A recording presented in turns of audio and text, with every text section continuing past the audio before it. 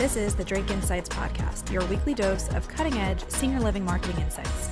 Join me, your host, Natasha Drake, for bold ideas, proven strategies, and inspiring stories straight from the experts. Tune in and let's conquer the senior living marketing landscape together. Hey guys, welcome back to another episode of the Drake Insights Podcast. I'm your host, Natasha Drake from Drake Strategic. So on today's episode, I am recording live again from LeadingAge 2025 in Boston, Massachusetts. I am so excited to be here again, hear from all of you. We had such great interaction and feedback last year. I am so excited to be here again at the Drake Strategic booth, recording live at LeadingAge. I have a little bit of a different question this year. So last year it was more about the future of senior living in general.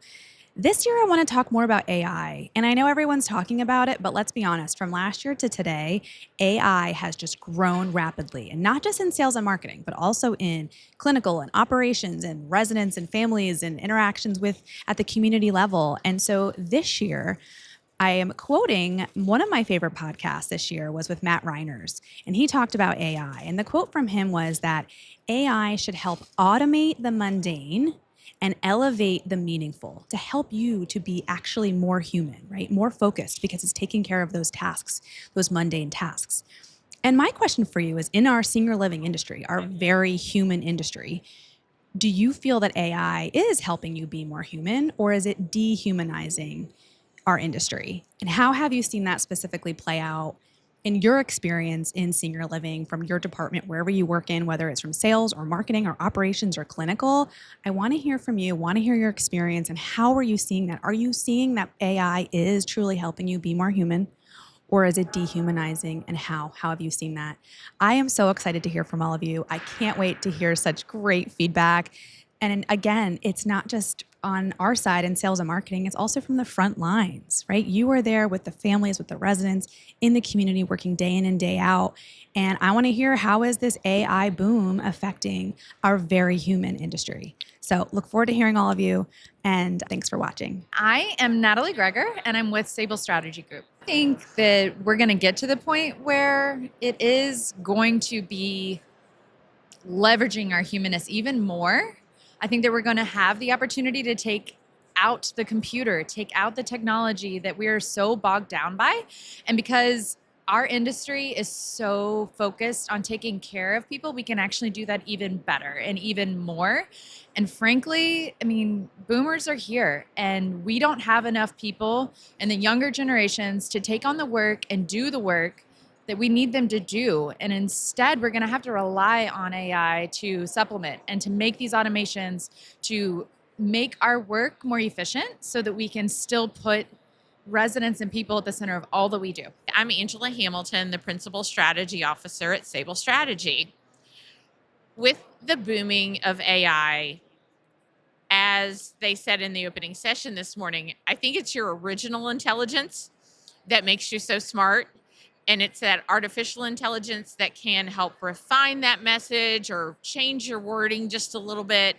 But I think especially in the marketing world, when you rely too heavily on AI, you can tell that it's canned. It's not original. It's not solely about that community. And I think that's where we lose something special as we reach out to that senior to try to touch their heart about changing their lives. Margaret Mantoni. I'm the CEO of the Loomis Communities in Western Massachusetts. As far as AI, we're really just dipping our toe into it. We haven't looked at it as a replacement at all, certainly for hands-on and that personal touch. But what it is doing in the short term that we've been working with it is helping us spend less time writing marketing materials. It's helping us spend less time in creating letters to team members and such, and also just in giving us ideas in trying to figure out how we can use some of our data, incorporate AI into it to help us really draw conclusions about what we're seeing, which saves time for the back of the house, more or less, back of the house folks. And then those folks have more time to walk around the corridors and say hi to people and support the staff who are every day supporting their whole day with the residents. My name is Heather Zoller. I'm a managing director with One Point Partners. And I think, yes, AI is helping within my company. We're using it for the mundane things we're using it for are things like note taking during meetings, summarizing documents, doing research, putting notes together. And that frees our team up to spend more time with our clients using that information. So I'm Karen Graham from Kendall at Home. And, I use AI solely in a data world. So data isn't personal in itself, but the outcomes of what you can do with that data is personal. So I would say, yes, it gets us closer to being able to serve the person. Elaine Shelk from Canterbury Court in Atlanta, Georgia. I think that AI allows us to take time out of the mundane tasks to get a start on that white paper that you're going to write, to get a start on a policy that you're creating so that you can spend time with your residents or staff implementing that policy. The other thing that I would say that is a little bit of a cautionary tale would be, what are you putting into AI that's on a public platform versus having your own industry or your own community platform so that you're keeping your information private? And that's one of the things that we continue to look at as far as creating an AI experience that is really relative to our community specifically. My name is Kira Deschamps. I am the CEO of KD Consulting Group. I think it starts with relationships, right? Just like when we're forming human relationships, it's important that people understand who you are, your values, how you speak, just some of the things that you're working with as you're building partnerships. So it kind of people get to know each other. That's how we're able to brand and give recommendations, right? So I take that over into AI. The more you work with it, the more you talk and put in your algorithms, and it starts to pick up on your values and some of the projects that you're working on and your clients that you're working with.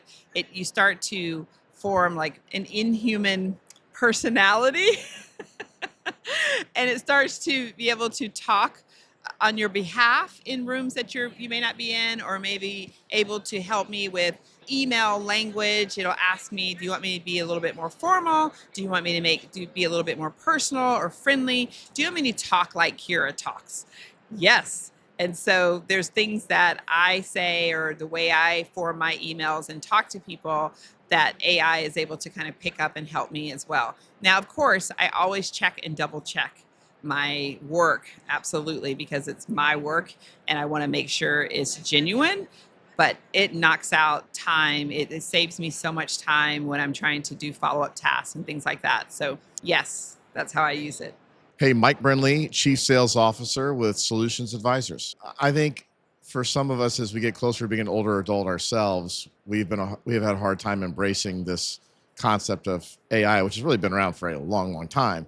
But now that it's like here to stay, I think embracing it is a really smart idea to do for a community or a marketing agency. The word dehumanizing is really kind of, I guess, more controversial to me. I've never thought about it that way. I don't see it as trying to take people's jobs. I think it's a way to supplement their jobs, make them more efficient. I saw a podcast with Natasha Drake and really emphasize the importance of using it to make you more efficient in your performance.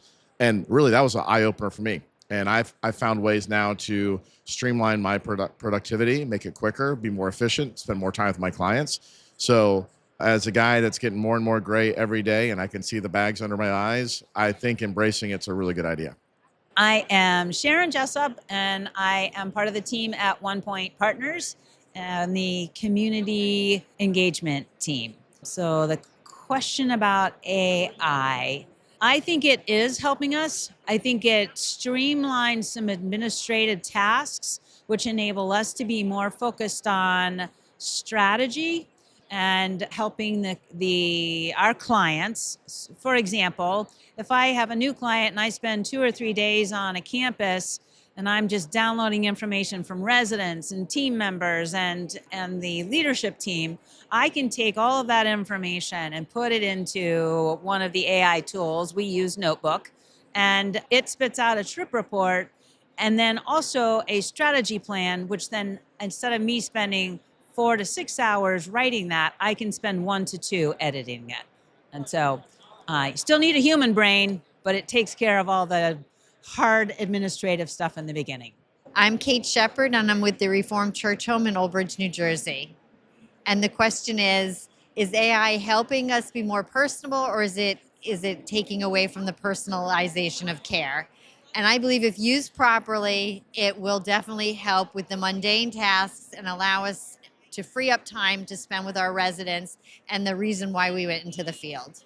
I'm Angela Green Urbacheski from K4 Connect. I'm a VP of Customer Advocacy and Growth, and went back to school for AI after 23 years in senior living operations, sales, and marketing. So I'm seeing two things when I think about how AI is either helping us elevate our teams or dehumanizing things. And I think the first thing I'm seeing with my own team at a senior living software company, where we look at how we better serve customers and how we provide them more education and provide them more resources and engage with their teams, it's really allowed my support team to put out more meaningful content quickly. We're taking a video first approach where we're using video to do trainings and then using AI to write support articles, process documents, update documentation. And so that's just been a really practical implementation that my team has really embraced.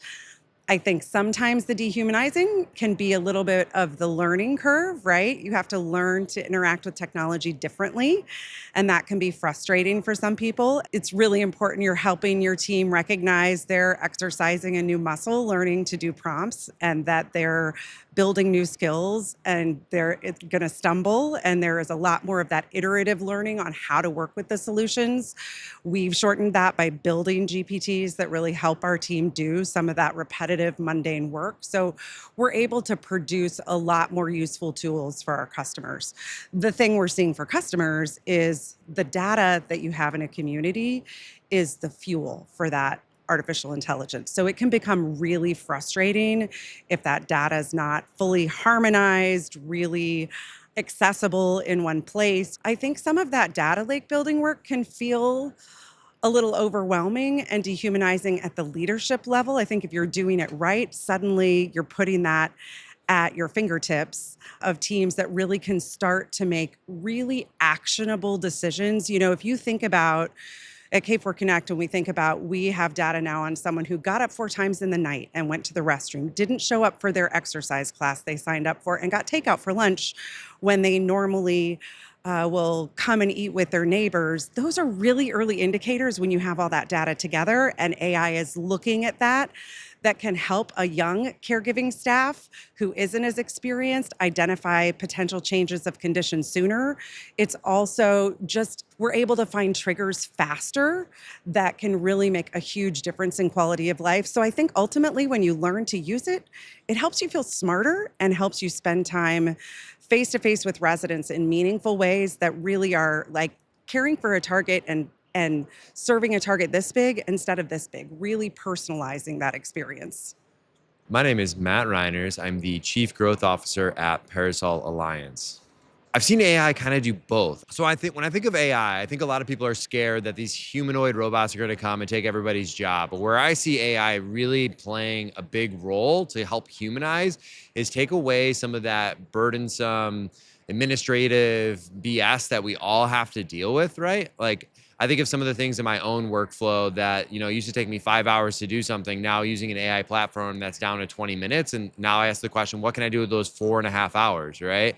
That allows me to show up more for the people around me, to be more human, to connect on a personal level. And I think when I think of AI, using it as a tool to do that, to automate some of that stuff in the background so you can emphasize that human connection, that's where I see it going and how it should be used today. Joe Marziello with Further.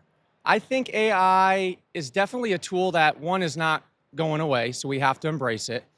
And two, I think it's more the first half, right? I think it's more being able to automate some of those mundane tasks or automating the day-to-day operational responsibilities so that they can focus on what makes senior living great, and that's the human connection that you have with residents. But definitely something to be embraced. It's a tool, especially operationally as well, to be able to make good business decisions and make sure you're getting the most out of marketing spend making sure every dollar is being used appropriately and effectively. My name is Amy Noonan, and I work for Point Click Care. And when I think about AI in senior living, I think it is something that is necessary or helpful, but it definitely will not replace any of the human being part of the sales process, the care process. I'm historically in the senior living sales model, just recently transitioned into more of the clinical and operations portion of senior living. So my history of marketing and sales, just that beginning conversation with the seniors, I've always thought that the most important part is engagement and having that full story of the prospect. So the emotional intelligence of asking the questions to the seniors and their families, getting to know them, better understanding the true meaning behind the resistance in moving is something that AI will never be able to replace. But I do think getting that information and putting it into technology and utilizing AI to come up with really good next steps in the process, whether it's helping them through the journey of making the decision of moving in, or if it's post move in, utilizing that information to come up with a better care plan. So that way they can really communicate between that initial inquiry, the marketing and sales teams, discovering all that information, sharing it with your resident services, your activities department, your nursing care, and even your dietary department, utilizing that information, kind of compiling it all in one place and utilizing AI to come up with more of a personalized care plan, not necessarily a health care plan, but a care plan on ensuring that our residents are really having that individualized stay. And I think that would really help with length of stay, help with resident retention, employee retention, because we all know if we have happy residents, we have better staff, happier staff, usually fuller buildings. So I don't think AI will ever replace anyone in senior living, but I do think it will help alleviate some of those nuanced activities that our sales teams are doing, some of the new activities our nurses are doing, and really allow more time to have more deeper conversations with our residents. Hi, I'm Ayushia Javalia. I'm working for Revimo as a marketing manager right now.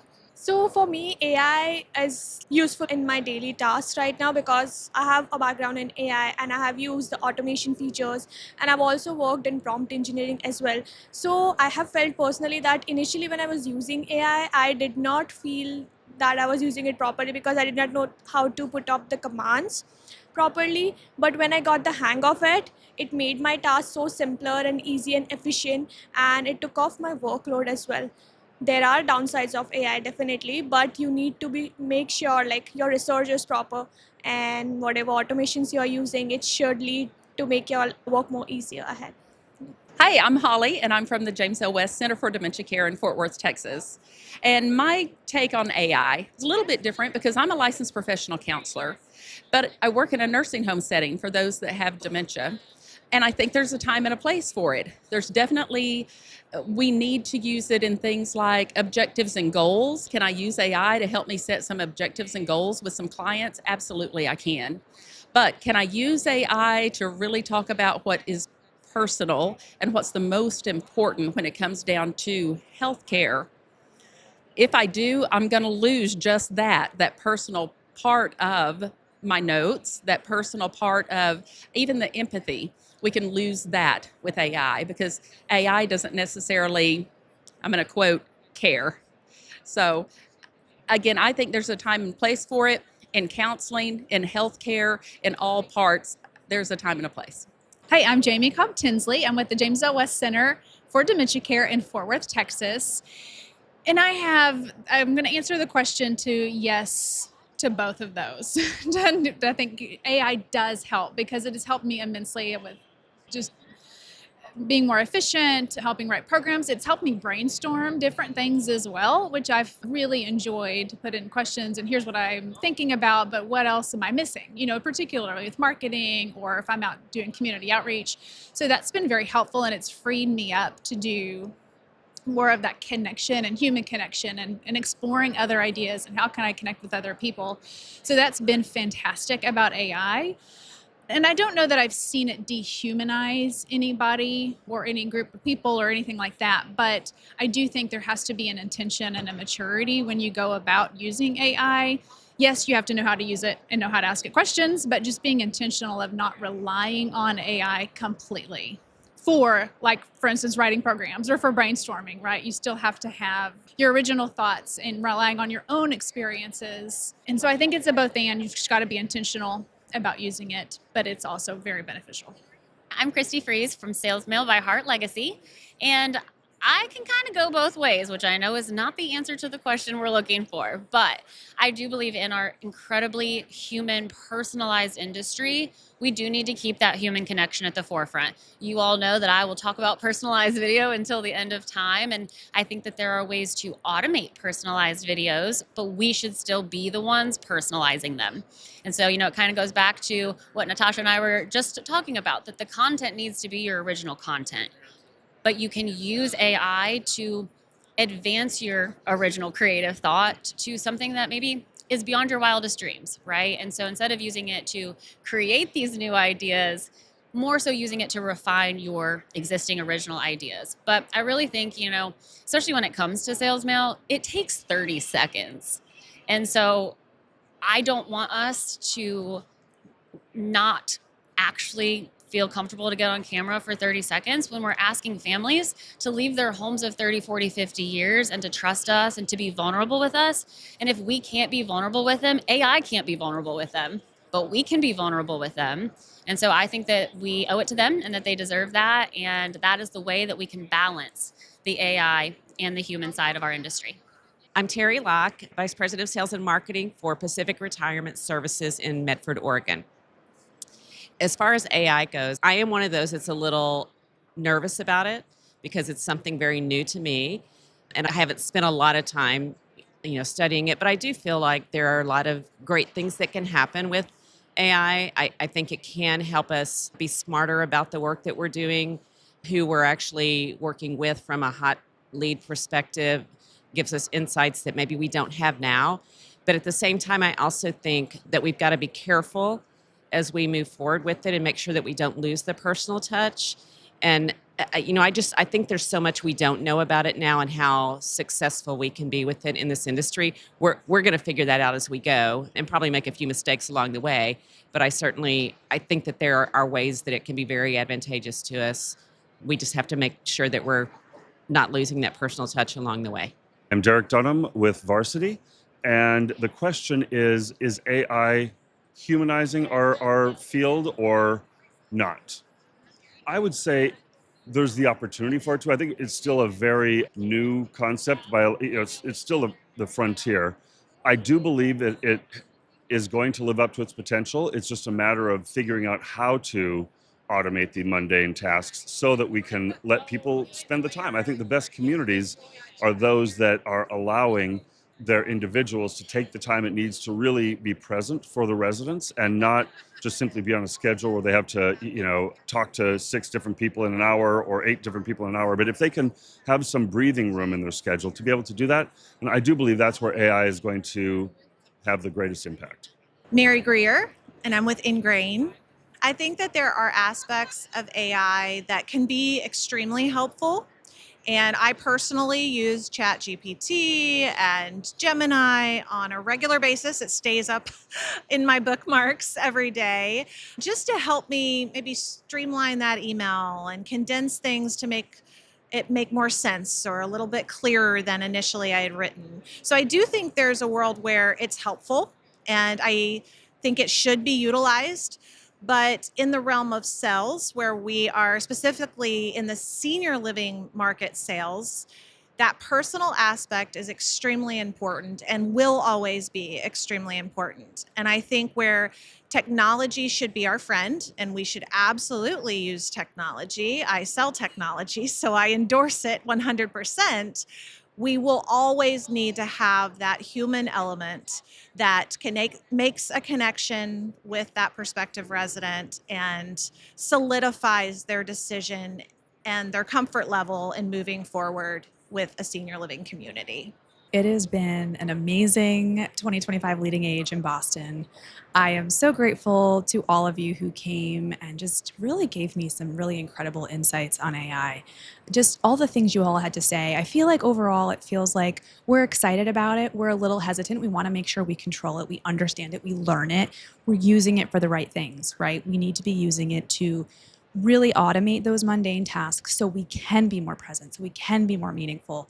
And I feel like a lot of people learned a lot this week. I think a lot are really looking forward to that, want to go back and really implement some of the things that they learned about this week and just make sure they are being more present and it is helping them be more personal and understanding all the tools that are out there. There's a lot out there that many may have not heard of or know of. And so I'm just grateful again for everyone for joining me today. And thank you all for watching another episode of the Drake Insights podcast. I look forward to seeing you next time. Bye. Real quick, if you enjoyed watching the podcast today, please follow me and subscribe so you're notified for the next podcast. And if you have any questions or want to talk after about anything that Drake Strategic can provide for you, please reach out to me, call me, email me, or visit our website at drakestrategic.com.